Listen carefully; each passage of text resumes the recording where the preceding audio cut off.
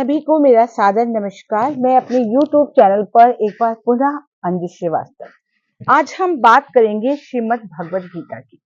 आज हम बात करते हैं भगवान श्री कृष्ण के मुख से निकली हुई वाणी, जो मंत्र के रूप में हमारे जीवन में उपलब्ध है। आइए हम बात करते हैं श्रीमद् भगवद गीता की। श्रीमद् भगवद गीता, जैसा कि आप जानते हैं, इसकी महिमा अगाध है, असीम है और जीवन पर्यंत चलने वाली ज्ञान की एक ऐसी धारा है जो हमारे जीवन में उद्धार तो लाती ही लाती है, जीवन को सद्मार्ग पर भी ले जाती है। उद्धार के लिए 3 राजमार्ग हैं।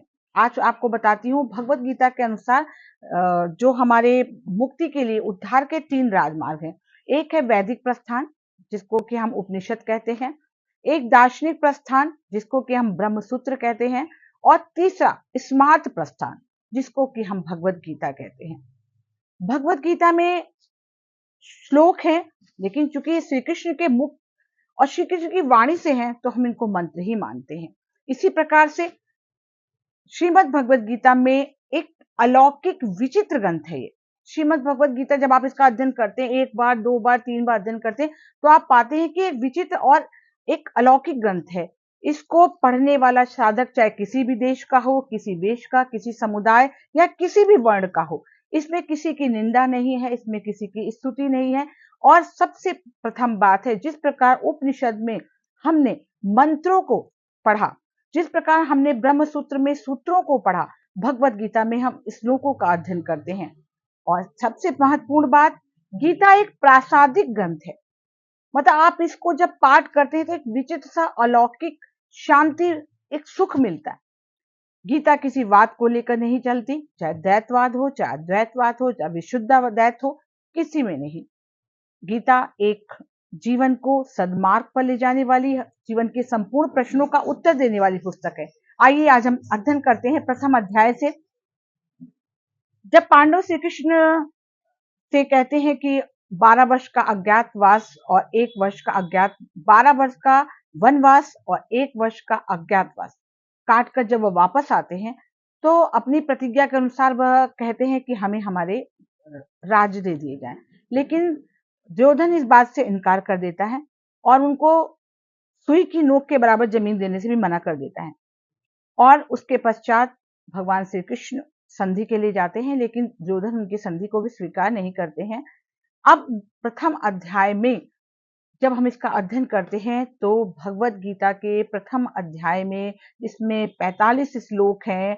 कुल पूरे भगवत गीता में 700 श्लोक हैं, 18 अध्याय हैं, पर प्रथम अध्याय की आज बात करते हैं, जिसमें हम देखते हैं कि जो हमारे धृतराष्ट्र हैं, जिनके पुत्र दुशासन, एक तरफ पूरी सेना द्रोणाचार्य कृपाचार्य हैं और एक तरफ पांडव, तो जो भगवान वेद व्यास ने, जो कि धृतराष्ट्र उनको बहुत प्रिय थे, तो उन्होंने कहा कि जो ये कुरुक्षेत्र में युद्ध हो रहा है, मैं चाहता हूं आप इसकी कहानी को या इसको देखिए। लेकिन वो कहते हैं मैं तो जीवन भर अंध ही रहा हूं, इसलिए मैं केवल देखना नहीं, केवल सुनना चाहता हूं। तो संजय उनको पूरे भगवत गीता में प्रथम अध्याय के प्रथम श्लोक से उनको वहां के कुरुक्षेत्र के बारे में बता रहे हैं। इसका पहला श्लोक, धर्म क्षेत्रे कुरुक्षेत्रे संवेता युयुत्सवा मामा का पांडव चैव किम कुर्वत संजय। मतलब धृतराष्ट्र संजय से पूछते हैं कि उस कुरुक्षेत्र, भगवान राजा कुरु की भूमि, जो धर्म से परायण है, जहां पे धर्म ही सदैव आगे रहा है, ऐसे में युद्ध की इच्छा को रखने वाले मेरे और पांडव पुत्र वहां पर क्या कर रहे हैं।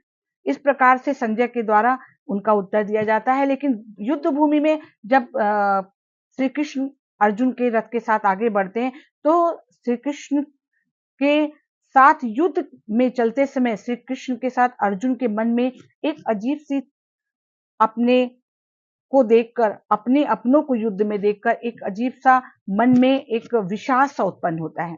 इसलिए इसका नाम भी विषाद अध्याय है।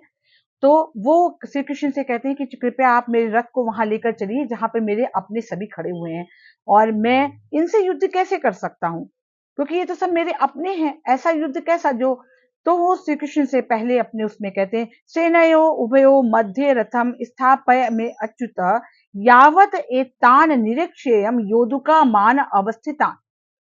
मुझे वहां पर ले चलो, उस दोनों जो कुरुक्षेत्र में जो दोनों सेनाएं खड़ी हैं उनके बीच में मुझे ले चलो, वहां जाके मैं देखना चाहता हूँ कि मैं इनसे किस प्रकार का युद्ध लड़ूंगा। श्री कृष्ण ने प्रथम अध्याय में कुछ भी नहीं कहा है। अर्जुन के मन में जो हमारे सांसारिक जीवन में विषाद उत्पन्न हो जाता है, जो अपने धर्म और कर्तव्य के बीच में एक मोह की जो लाइन होती है, उसी को भगवत गीता के प्रथम अध्याय में स्पष्ट किया गया है।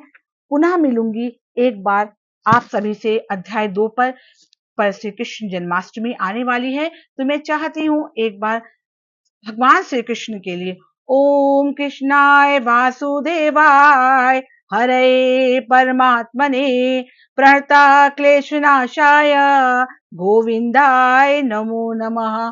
कृष्ण भगवान को नमः करते हुए सभी को जन्माष्टमी की बहुत बहुत बधाई एवं शुभकामनाएं।